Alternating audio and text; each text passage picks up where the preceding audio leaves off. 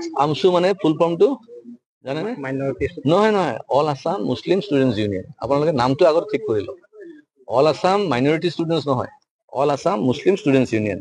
তেওঁলোকে কাৰ কাম কৰিব? বাংলাদেশী মুছলমানৰে কাম কৰিব। সেইকাৰণে সেইটোৱে কৰি আছে। তেওঁলোকৰ ধৰ্ম তেওঁলোকে পালন কৰি আছে। কিন্তু আমি অসমীয়া মানুহসকলে আমাৰ নিজৰ কি দায়বদ্ধতা নাই নেকি নিজৰ ৰাজ্যৰ কাৰণে, নিজৰ মাটিৰ কাৰণে? সেইকাৰণে যিসকল নিজক মানে এই মাটিৰ বুলি ভাবে, ভূমিপুত্ৰ বুলি ভাবে, তেওঁলোকে নিশ্চয় মাত মাতিব। উচ্ছেদটো গোটেই অসমত হৈ আছে আৰু হৈ থাকিব। মুখ্যমন্ত্ৰী ডাঙৰীয়া আমি ধন্যবাদ জনাওঁ যে ইমান বছৰ পিছত এজন আমি মুখ্যমন্ত্ৰী পাইছো যে ৰিস্ক লৈ পেলাই তেখেতে উচ্ছেদ কৰি আছে। আৰু তেখেতে এটা কথা কৈছে যে তেওঁ গোটেই জীৱনকাল লাগি যাব এইটো উচ্ছেদ কৰিবৰ কাৰণে, মানে ইমান মানুহ সোমাই আছে। সেইটো আৰু ডাঙৰ কথা। অসমত আমি যেতিয়া অসম আন্দোলন চলি আছে তেতিয়াই গম পাইছিলো যে 80 লাখ বাংলাদেশী মুছলমান আছে।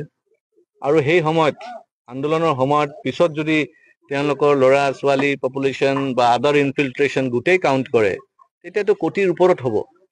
আৰু কোটিৰ ওপৰত যদি মানে আপোনাৰ বাংলাদেশী মুছলমান অসমত ভৰি আছে তেতিয়া নিশ্চয় ভাবিব পাৰে যে কিমান ভয়াৱহ হৈ আছে।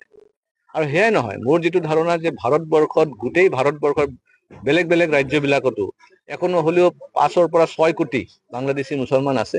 আৰু সেইবিলাক মানুহ কিন্তু আমাৰ অসমেদি সোমাইছে। সেইকাৰণে এইটো এটা ভয়াৱহ এটা পজিশ্যন আহি গৈছে। কিন্তু এটা কথা কম, এয়া হিন্দুৱে হওক মুছলমানে হওক, ভাৰতীয় নাগৰিকসকলক মই অনুৰোধ কৰিম যে এতিয়া যি প্ৰকাৰে উচ্ছেদ চলি আছে, কোনোবাই সন্দযুক্ত মানুহ বা নতুন মানুহ যদি আহি আপোনালোকৰ গাঁৱত যদি বসবাস কৰিব চেষ্টা কৰে বা সোমাব চেষ্টা কৰে, তেওঁলোকক ৰোধ কৰিব লাগে, লোকেল পুলিচ ষ্টেচনক জনাব লাগে আৰু আটক কৰিব লাগে। কংগ্ৰেছৰ দিনতে কিন্তু সেইবোৰ মানুহ বহু আছিল, কিন্তু এতিয়া কংগ্ৰেছে কিন্তু ঘৰিয়ালৰ চকুপানী টুকি আছে। কি ক'ব? চব এতিয়া কথাটো হৈছে যে এটা বেআইনী কাম কৰিছে।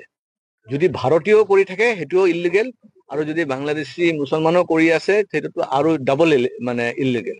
প্ৰথম কথা হ'ল বাংলাদেশী মুছলমান সোমাল কেনেকে? দ্বিতীয়টো হৈছে যদি সোমাইছে তেওঁলোকে কাগজ পত্ৰ বনালে কেনেকে? আৰু যদি কাগজ পত্ৰ বনোৱাৰ পিছতে যদি ইলিগেলি চৰকাৰী মাটি, ৰিজাৰ্ভ ফৰেষ্ট, আমাৰ সত্ৰৰ মাটি, PGR VGR যদি বেদখল কৰিছে তো এইটোতো ডাঙৰ ইলিগেল কাম। এতিয়া কথাটো হৈছে যে আমি উচ্ছেদ কৰি আছে, আমি নিজে দেখা পাইছো। কিন্তু উচ্ছেদ কৰি পেলাইতো মাটিখিনি চৰকাৰে লৈ লৈছে, কিন্তু যোনে দখল কৰিছিল সেই মানুহখিনিৰ কি একশ্যন হৈ আছে? আজি কোনোবাই চুৰ কৰিলে তেওঁৰতো পানিচমেণ্ট হ'ব, পুলিচে আটক কৰিব, জেলত ভৰাব, আইনী প্ৰক্ৰিয়া ল'ব।